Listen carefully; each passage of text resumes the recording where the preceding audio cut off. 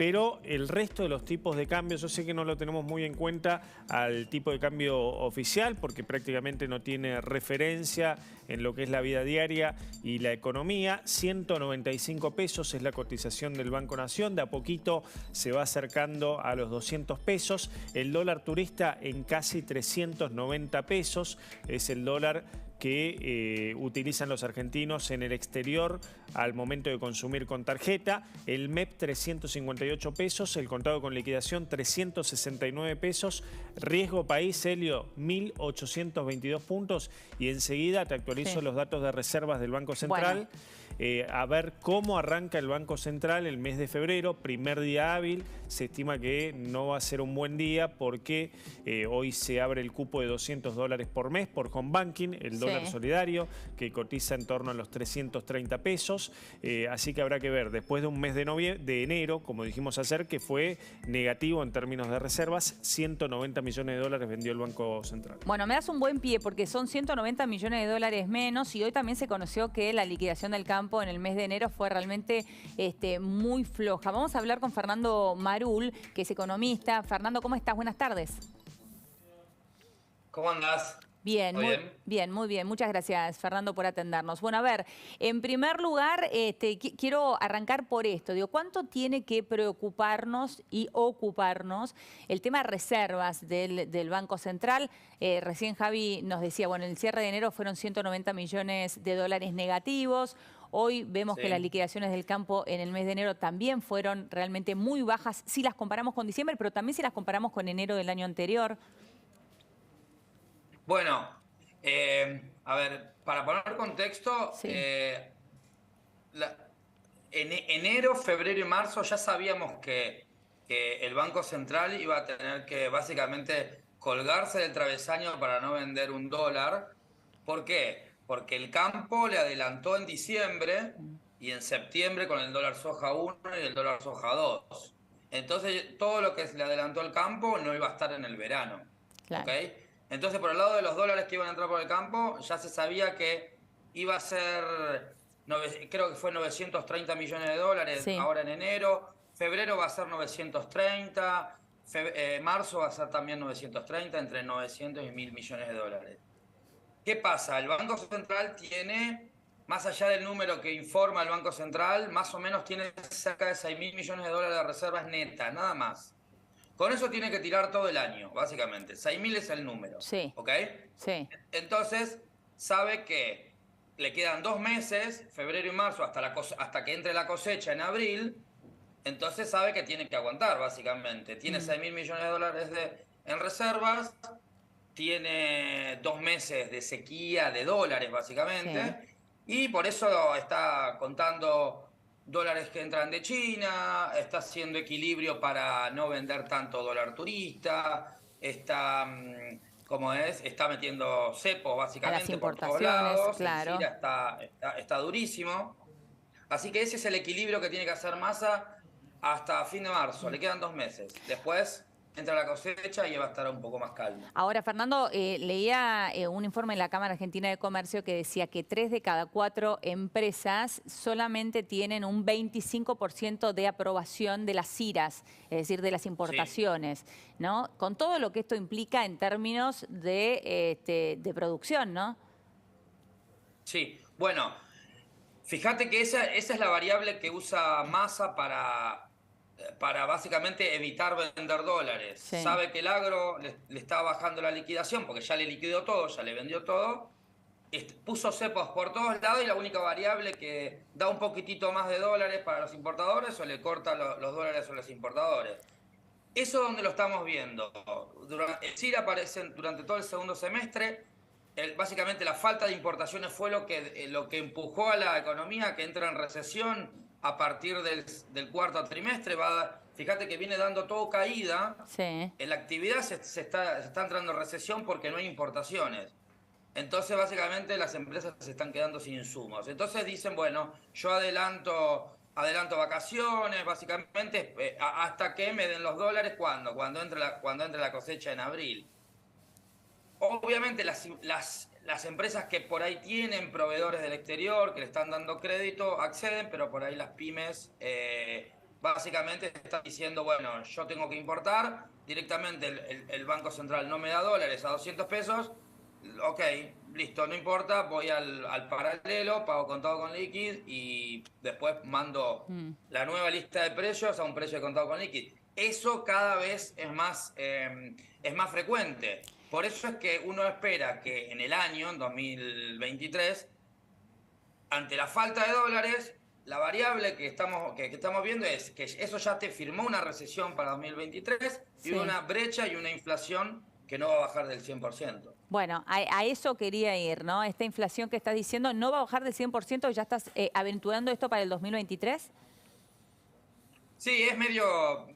Digo, no digo ninguna novedad y es como el mercado entero está con 100%, hay algunos colegas que están en 90%, otros están en 110%. Fíjate, ahora enero está cerrando entre 5,5% mensual y 6%, más o menos. El dólar oficial cerró 5,5%. La tasa de interés, algunas 6%. El dólar MEP subió 10%. Vos fíjate que la economía se mueve mínimo al 5% mensual. Sí. ¿Ok? Sí. Bueno, febrero vienen ajustes de tarifas, sube la luz, sube el gas y apareció algo que al menos en la consultora ya la veníamos advirtiendo en diciembre, que era, ojo, que la carne subió solamente 40% en 2022 con la inflación del 100%. Esto, tarde o temprano, se va a acomodar. Y bueno, ya subió empezó. el novillo, subió 30% en enero. Sí. Eso en las carnicerías va a subir, pensalo así, si en las carnicerías de ese 30% que subió en Liniers solamente se traslada el 10%, al 5 puntos de inflación, sumale un punto más, porque de cada 10% que sube Liniers, cada 10% que sube la carnicería, el precio en la carnicería es un punto de inflación. Así para tanto, es decir, tanto pondera entonces, tanto pondera el precio. Claro. Es matemática, pondera 9,9% dependiendo la zona de Argentina. Algunos comen menos asado que otros, pero más o menos el cálculo es, fíjate vos, hacé tu cálculo de cuánto gastás en carne en el mes de tus gastos. Y ahí más o menos, si haces el cálculo propio, no le errás a lo que pondera más o menos la O sea que cerca de un 10%, para redondearlo cerca de un 10%. 10%, es así. Si mayorista subió 30%, más o menos 4 veces lo que es Liniers, 4 veces es lo que vale la carne en la carnicería. Eso implica que va a subir más o menos mínimo 10%, eso es un punto. Si llega a subir en febrero 20%, el asado va a ser 2 puntos de inflación. Si más o menos con un escenario de carne estable iba a ser 5 puntos, 6 puntos, la carne te puede llevar a un nivel un poquito más alto. Ahora, Fernando, siguen insistiendo desde el gobierno y de hecho a esta hora están todavía negociando, bastante extensas están las negociaciones con el tema de precios justos. Siguen insistiendo que el camino es ese. De hecho, el viernes van a relanzar los precios justos con un nuevo listado. Bueno, esa es la apuesta de Massa básicamente desde noviembre. Le salió bien la primera vez. Sí. Acordate que en noviembre y diciembre los alimentos estuvieron muy tranquilos, para decirlo de alguna manera. Subieron 4%. Todo lo que es estos precios de precios cuidados van a seguir a ese ritmo. ¿Sí? Sí. Ahí va a haber un acuerdo entre, son los supermercados, sí, son algunos proveedores grandes que pueden fijar este precio. Entonces van a pasar esas listas del 4%. Obviamente siempre es el supuesto donde la macroeconomía esté estable. Yo digo los números, 5 y pico de inflación, 10% el paralelo. Todo eso es normalidad. Para mí enero no fue un mes de crisis, por más que uno haya dicho, uno vea números que llaman la atención. Por ahí en diciembre se esperaba que enero iba a ser mucho más difícil. Fíjate que ahora paso a la macro, que en última instancia es lo que determina la inflación. Que haya subido el dólar 10% no es un escenario de crisis. Fiscalmente vamos a las 3 variables que siempre miramos nosotros, porque estamos mirando las metas con el Fondo Monetario. Fiscal más o menos se va a acomodar, la deuda en pesos, fíjate que no requirió tanto de maquinita. Si bien empezamos hablando de las reservas, solamente vendió 190 millones de dólares. Solamente, digo. ¿Por qué? Porque el agro bajó la liquidación y hay un cepo muy grande. Sí. Digo, no es que libremente se puede comprar dólares.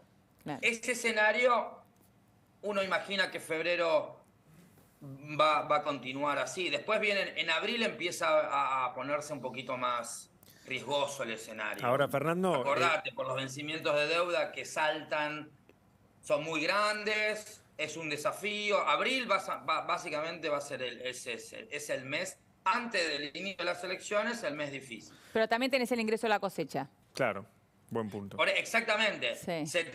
Claro, ahí yo te digo, sí, te va a compensar, te digo, tenés 4 variables. Lo de los, por el lado de los pesos, los vencimientos. Sí. Por el lado de los dólares, asumiendo que llueve en febrero, te va a venir una buena cosecha. Segundo. Tercero, le tenés que empezar a pagar al Fondo Monetario. Claro. O sea, ese es un cálculo que no se está viendo. Este año, el año pasado el Fondo Monetario te adelantó plata y este año se la tenés que devolver. De algún lado tiene que salir. Sí, claro. Sí, Javi. Cuarto, se vienen las elecciones. Como ese es el otro riesgo. Empiezan las elecciones provinciales. Y al empezar las elecciones provinciales, ¿qué va a empezar a ver? Va a ver, bueno, si sale todo como más o menos uno lo imagina, algo de Juntos por el Cambio, algo de Frente de Todos, pueden empezar a aparecer las sorpresas. Para ponerlo en claro, Fernando, inflación 2023, no te digo de estar en niveles parecidos a lo que el gobierno presupuestó, que es un 60%, está contemplado en el presupuesto, pero sí hablemos de la inflación del 2022, alrededor del 95%. Sí. ¿Qué chances le asignás al gobierno este año que pueda bajar la inflación con respecto al año pasado, teniendo en cuenta que estamos en un año particular que vos recién lo mencionás, arranca el calendario electoral y de aquí hasta fin de año vamos a estar inmersos en elecciones? Yo muy baja, la verdad que no le veo chance de que sea menor de 95%. ¿Cuáles son las variables que te hacen pensar eso? Es el déficit fiscal sigue siendo alto, hay que financiarlo con maquinita. Está el tema de la deuda en pesos, que yo por ahí no lo veo con un gran riesgo como otros colegas, que lo ven con una dinámica mucho más explosiva, pero igualmente la maquinita del Banco Central, que están pasando ahí en imagen, está prendida. Entonces todos los días emite pesos. Y esos pesos están en la economía. Y después la deuda en pesos y el cepo. O sea, es hasta que se vaya Massa, hasta el cambio de gobierno, el cepo es la variable que le permite llegar al barco y dejar una economía más o menos estable en el sentido de que no le explote, ¿ok? Entonces, entre la deuda en pesos, la maquinita y sobre todo el cepo cambiario, fíjate que el cepo cambiario lo que te hace es, ok, te hace no vender. Y decís que bueno, el central no vende tantas reservas, pero por el otro lado te va pasando... Claro, la inflación y la brecha es clave. Sí, no, nos has pintado un escenario difícil, te digo, Fernando, para nada alentador, pero clarísimo, como siempre. Sí. Bueno, esperemos abril y eso que aclaré, que enero fue bastante bueno, al menos para mi lectura. Menos malo. Bastante. Uno ya sabía que enero, febrero y marzo iba a ser de este estilo. Claro. Fíjate que la suba del dólar, 380 pesos, no es un nivel alto. O sea, vos pensás que Guzmán se fue con un dólar de 450 pesos ajustado por inflación. O sea, ese es un dólar de crisis. Si se hubiese pasado de 320, que empezó hace un tiempito, a 450, si hubiese subido 150 pesos así en un mes, ahí yo te digo, esto acá está pasando algo. Pero fíjate que las variables no anduvieron mal. Lo fiscal más o menos acomodó, la deuda en pesos de Massa la pudo rolear, no vendió tantas reservas, el agro aportó lo que tenía que aportar, ya no tiene más ya aportó un montón el agro. Fernando, un placer hablar con vos como siempre. Muchísimas gracias. Bueno, muchas gracias por llamar. Saludos. Gracias.